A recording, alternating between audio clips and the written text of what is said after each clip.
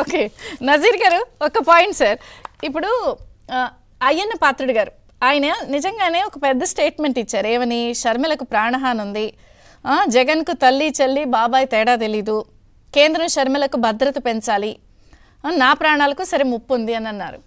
అంటే ఎందుకు అంత పెద్ద స్టేట్మెంట్ ఇచ్చారు?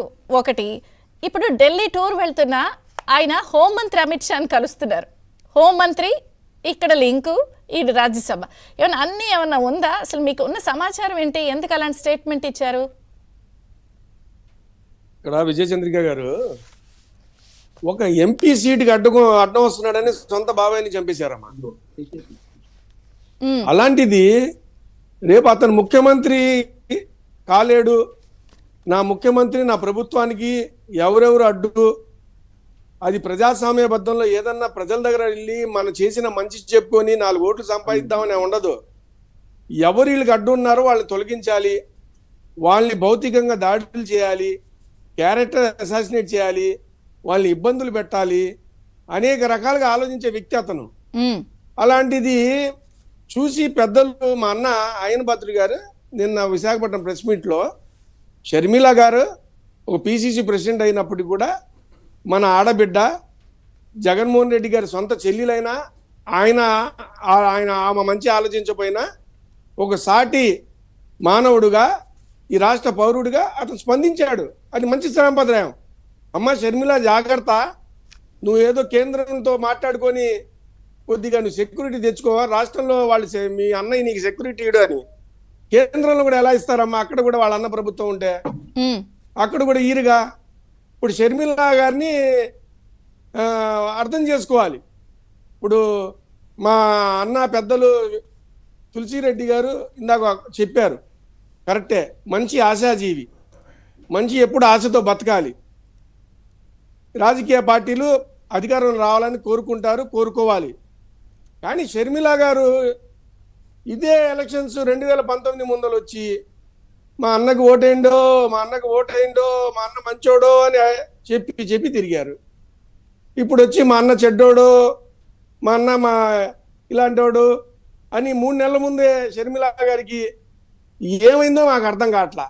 తులసిరెడ్డి అన్నలాగా డే 1 నుంచి ఆయన పోరాడాడు, ప్రతి చోట కార్యక్రమాలు పాల్గొన్నాడు, ప్రతి డిబేట్లో ఈ ప్రభుత్వాన్ని ఎండగట్టిన ప్రతిపక్షాల్లో తులసిరెడ్డి అన్న ఒక నాయకుడు.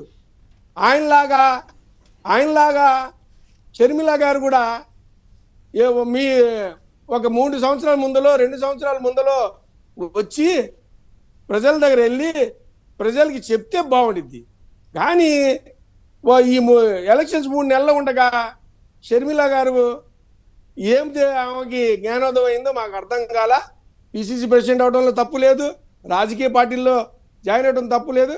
కానీ ఆ పార్టీకి మనస్ఫూర్తిగా మనస వాచ కర్మణ కట్టుబడి ఉండాలి తప్ప మనసులో ఒకటి, మదిలో ఒకటి, ఆలోచనలో ఒకటి మాత్రం ఉండకూడదని నేను తెలియజేస్తాను. అంటే ఒకటి పోనీ ఏదో మీరు అనుకున్నట్టు జ్ఞానోదయం అయితే అయిందిలే అనుకుందాం కాసేపు. కానీ ఈ 4.5 ఏళ్లకు పైచిల కాలంలో మీరు జనసేన చెప్పిన విషయాలు ఆవిడ చెప్తుంది అంటే ఖచ్చితంగా మీ దానికి ప్లస్ పాయింట్, అది మీకు ప్లస్ మార్కులు అవి.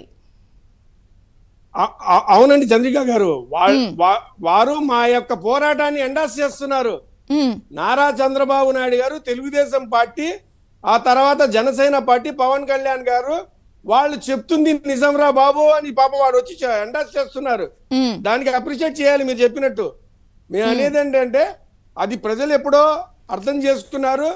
ప్రజలు రేపు ఏప్రిల్లో ఎలక్షన్స్ ఎప్పుడు వస్తాయని ఎదురు చూస్తున్నారు.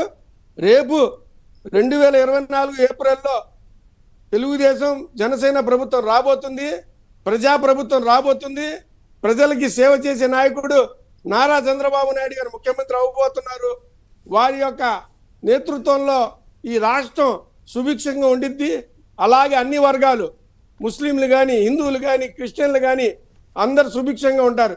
ఇంకో చిన్న పాయింట్ అమ్మా, ఇప్పుడు ఈ రాజ్యసభలో మన ఎగ్జిట్ అవుతున్న వేమిరెడ్డి ప్రభాకర్ రెడ్డి గారు వారు పాపం ఎగ్జిట్ అవుతూ ఇంకో బీసీ గొంతుకు వస్తున్నారమ్మా. ఇక్కడ ప్రజలు అర్థం చేసుకోవాలి, పెద్దలు అర్థం చేసుకోవాలి. ఆయన ఏంటి నెల్లూరు ఎంపీ, రేపు వేయబోతున్నారు. వాళ్ళ మిస్సెస్ కంట నెల్లూరు ఎమ్మెల్యేగా, సిటీ ఎమ్మెల్యేగా వాళ్ళ మిస్సెస్ ని పెడుతున్నారు. పాపం బీసీ నాయకుడైన అనిల్ కుమార్ యాదవ్ గొంతుకు వస్తున్నారు. నా బీసీలు, నా ఎస్సీలు, నా ఎస్టీలు అంటాడు అతను. ఎవరు గొంతు? నీ బీసీలు, నీ ఎస్సీలు, నీ ఎస్టీలు, నీ మైనార్టీ అయితే గొంతుకు వస్తావా? అనిల్ కుమార్ యాదవ్ ని, వేమిరెడ్డి ప్రభాకర్ రెడ్డి గారి మిస్సెస్ కోసం నువ్వు అక్కడ నెల్లూరు సిటీ నుంచి తీసుకుని వెళ్ళి నర్సాపేట ఎంపీ కింద వేస్తావా? ఆమెనే తీసుకుని వెళ్ళి నర్సాపేట ఎంపీ కింద వేయి. ఎందుకు బీసీ గొంతుకు వస్తున్నావు అంటే నీకు కావాల్సిన వాళ్ళ కోసం బీసీలని, మీరు ఒకళ్ళు గొంతుకోసేదాకా పార్టీలో మెంబర్స్ దాకా వెళ్ళారు. నేను ఇందాక సెక్యూరిటీ పాయింట్ ఎస్ఎస్జీ విషయం ఎందుకు అడుగుతున్నాను అంటే, కూతుళ్ళకి, వైఫ్ కి, డాటర్ కి, మదర్ కి కూడా ఇచ్చారు, ఒక్క ఈవిడికి తప్ప. అప్పటి వరకు ఈవిడ రీసెంట్ గానే కదా ఈవిడ జాయిన్ అయింది. మరి ఆ ఎస్ఎస్జీ సెక్యూరిటీ కూతుళ్ళకి, వైఫ్ కి, మదర్ కి ఇచ్చినప్పుడు ఆవిడకి ఇవ్వలేదంటే ఆవిడ ఫ్యామిలీ మెంబర్ అని ఒప్పుకోలేదు. దీనికి 3 నెలల ముందు అని కూడా అనుకోకల్లా, మీరు పార్టీలా గొంతులు కోయడానికి వెళ్ళారు.